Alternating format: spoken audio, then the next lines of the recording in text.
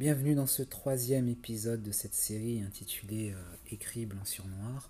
Et au cours de cette vidéo, on va parler cette fois-ci de spiritualité, de religion, et de voir comment est-ce que nos spiritualités, nos religions ont été impactées et largement influencées par le formatage que je vous ai présenté dans les deux vidéos précédentes. Donc le formatage pro-caucasien, pro-occidental pour ceux qui arrivent en cours de cette série. Donc en termes de religiosité, de religion, de spiritualité, il y a trois grands mouvements. Il y a le judaïsme, le christianisme et l'islam. Il y a bien sûr aussi l'hindouisme et le bouddhisme qu'on peut mettre, que je peux citer quand même. Je les ai mélangés, je ne vais pas en parler parce que je ne m'y connais pas. Mais c'est simplement pour dire que j'ai conscience qu'il y a cela. Il y a aussi le darwinisme, parce que le darwinisme, contrairement à ce que beaucoup pensent, c'est une croyance. Mais je vais pas développer ça maintenant. Je vais pas le développer en fait de manière imagée dans une vidéo. Alors dans cette présentation, ça sera plutôt les deux premières qui vont être présentées. Je ne vais pas non plus parler de l'islam, je ne m'y connais pas. Et même pas forcément du judaïsme en soi, parce que je ne vais pas non plus faire l'étude du Talmud que j'ai jamais lu, mais je voudrais parler plutôt en fait de la Bible en soi, du livre. La Bible d'ailleurs, ça veut dire le livre, la Bible, c'est là d'où vient la bibliothèque. Donc c'est le livre, et c'est sur ça que je me baserai plutôt. De toute façon, c'est pas comme je vous l'ai dit en introduction, c'est pas une vidéo en soi d'évangélisation. Peut-être que ça peut déborder, parce que quand même je suis un croyant, je ne l'ai pas caché. Je crois vraiment. Vous voyez, j'ai fait l'effort de ne pas me dire que je suis un chrétien, parce que parfois ça veut presque rien dire par rapport à ce que tout le monde fait, mais je crois vraiment. Je crois vraiment au message biblique.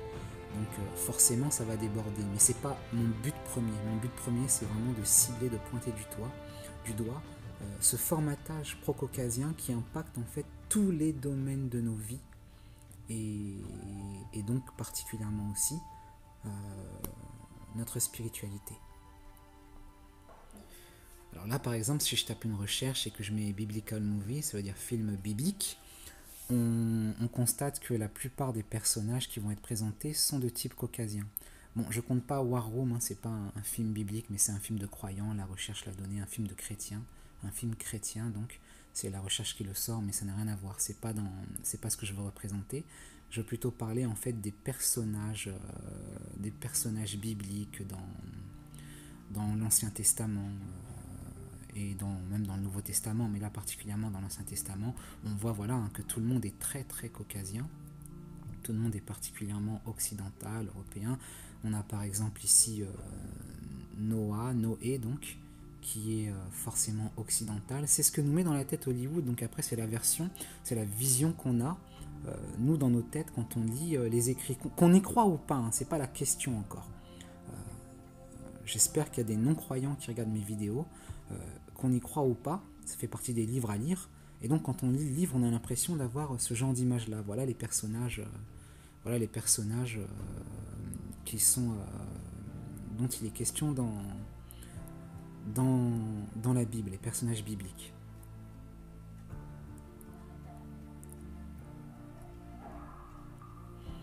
Évidemment, on se souvient de ce film-là, Les 10 Commandements. Moi, je le regardais quand j'étais petit, et c'est l'image vraiment que j'avais. Je pensais que c'était comme ça. Je pensais que les personnages bibliques, ils étaient tous comme ça. Tout le monde est caucasien, tout le monde est européen. Personne n'est basané, personne n'est de couleur, tout le monde est caucasien. Et il faut se demander, est-ce que c'est justifié? Est-ce que vraiment, c'est justifié de voir que tout le monde comme ça est représenté comme étant aussi blanc? Est-ce que les personnages étaient aussi blancs, aussi caucasiens dans la Bible? Parce qu'à force de les voir, on a vraiment l'impression que Moïse est comme ça. Moi, je sais que pendant longtemps, ma vision de Moïse, en fait, ça m'a marqué. Je pensais que Moïse était de type comme ça. Je pensais qu'il était comme ça. Et on peut se rendre compte qu'en fait, pas forcément, et quand bien même ce serait le cas, pourquoi systématiquement le mettre en occidental alors qu'on était... de le faire en fait gratuitement comme ça. Et parfois même donc ça va beaucoup plus loin, malheureusement, je dis bien malheureusement, parce que comme ici par exemple, c'est donc j'ai caché le titre et j'ai caché les auteurs, bien que ça se retrouve, hein, mais c'est un livre écrit par trois personnes que je connais pas du tout personnellement, mais que je respecte et que je considère. Et voilà, bon ben enfin c'est un livre écrit par une personne qui est illustré par une deuxième personne, qui est préfacé par une troisième personne. Et voilà, les trois cautionnent cette illustration. Et qu'est-ce qu'on voit là? On voit un homme, donc la main c'est la main de Dieu, hein, c'est censé être Dieu, et un homme qui cherche à se laisser guider par Dieu. Donc cet homme est caucasien, pourquoi pas? Parce il y a de tous les hommes, donc bon, ils ont préféré mettre un caucasien plutôt qu'un chinois, un africain ou un arabe, pourquoi pas? Ça commence à être classique, on est habitué, mais malheureusement, le problème c'est ici la main de Dieu. La main de Dieu, on voit clairement que Dieu est de race blanche. Donc Dieu serait de race blanche. Et ça, pour moi, c'est extrêmement choquant. J'en ai vraiment assez maintenant de voir ce genre d'illustration où on représente Dieu comme étant un Dieu de race blanche. Et je dis bien de race blanche, hein, de race caucasienne, parce que si vous comparez avec la manche qui est d'un blanc pur, comme pour reprendre les termes bibliques, un fin lin pur, et vraiment blanc, tellement blanc qu'il n'y a pas de foulon qui puisse blanchir ainsi, ben, si Dieu était de blanc lumineux, on le verrait de la même couleur que sa manche. Mais non, on voit sa manche bien blanche, et puis on voit sa main qui est de couleur caucasienne, de race caucasienne, de race blanche, quoi. Et bon, ben là, on est bien d'accord que ça va plus. Je veux dire, il n'y a pas de. Là, en fait, c'est plus correct. Et ça ne dérange aucun des trois qui ont écrit le livre, préfacé et aussi illustré. Et ça dérange même aucun des lecteurs parce que pour le quelque peu de lecteurs de ce livre que je connais personnellement, ils ne l'ont pas vu tant que moi je leur ai pas dit ça. Ça les dérangeait pas. Donc à partir de là, on voit bien qu'il y a un problème. On voit bien que c'est rentré dans nos têtes, que le formatage est passé. Et pour faire baisser un peu la tension maintenant et pour revenir dans une sphère plus large, plus générale, il y a cette fameuse expérience avec les poupées qui ont été faites sur des enfants de je sais plus quel âge, hein, j'ai un peu oublié. C'était une expérience faite par Kenneth Clarks en 1939 apparemment, mais qui a été refaite de nos jours. Et il s'agissait de demander à des enfants quelle poupée vous préférez, la blanche ou la noire. Et les enfants étaient tous noirs. Hein. Et laquelle vous préférez? Et dans je ne sais pas combien de pourcents des cas, mais c'était du genre, alors là j'avais noté un résultat de 15 enfants sur 21, ont préféré la poupée blanche. Is the black doll? And which one is the white doll? Donc, quelle est la poupée noire et quelle est la blanche? Donc ils évaluent. Et maintenant,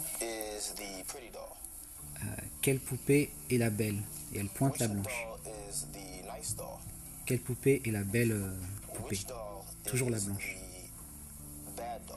Quelle poupée est la vilaine poupée? Ça va sur la noire. Laquelle est la bien? C'est la blanche. Laquelle poupée est la mauvaise? C'est la noire. Et pourquoi cette poupée est belle? Voilà. Ce qu'il a dit, c'est que parce que la poupée est blanche et qu'elle a les yeux bleus, c'est pour ça qu'elle est belle.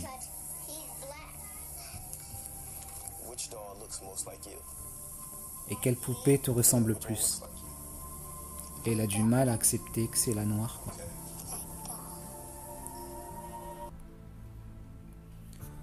Donc on voit bien l'impact que ça a, même inconscient, même chez des enfants noirs qui préfèrent naturellement la poupée blanche plutôt que la noire. Et justement, c'est normalement pas naturel.